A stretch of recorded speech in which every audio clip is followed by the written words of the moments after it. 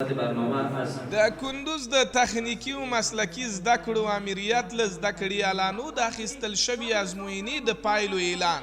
څو ورځې وړاندې د کندوز د تخنیکي او مسلکي زده کړو امریت مسؤلینو د نوموړي امریت له شاوخوا 240 تنو زده کړیالانو څخه د سیرت النبي صلی الله علیه و آله وسلم ازموینه اخیستې وه. تازه د یادې ازموینې پایلې اعلان او په 18 تنو مخکښو یو لړ ډالۍ هم وویشل شوې. مسؤلین له یادې ازموینې څخه موخه د ځوانانو فکري وده او د هغوی د پوهې لوړول یادوي. څو ورځې مخکې موږ دغه محصلین چې دلته زموږ سره درسونه وایي د زراعت انستیتوت کې دي، د تخنیک انستیتوت کې دي، حسابدارۍ کې دي، د هغو څخه مې یو امتحان واخیستی په مورد د سیرت د نبي کې.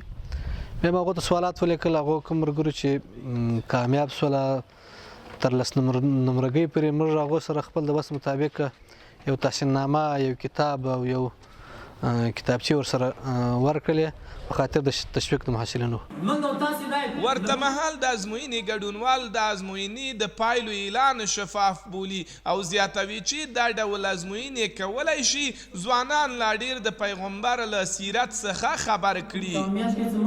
شکر الحمدلله زه 4 نمره راغلم، ډیر زیات خوشحاله یم د نن غونډې څخه چې ځکه دا د ځوانانو د نوي نسل لپاره دا یو ډیر ښه ده، مفید ده، ځکه ټول ځوانان کولی شي مطالعه وکړي، د سیرت النبي په لاره باندې لاړ شي. دې غونډې ډېرې فایدې دي. یوه فایده یې دا ده چې محصلین د دیو فکر او دیو تشویقوي چې راتلونکي کې دیو هم کوشش وکړي تر څو د یو د نتیجې یا د یو لومړي نمبر اخیستلو په وجه نور هم تشویق شي او د سیرت مطالعه وکړي او خپل ژوند کې عملی کړي. رقابت‌های کتابخوانی، مقالات در سمینارها باید در بین محصلین تو یک کنفرانس‌ها باید دایر شود که محصلین بتوانند علم دانش خود در سطح بالا ببرند.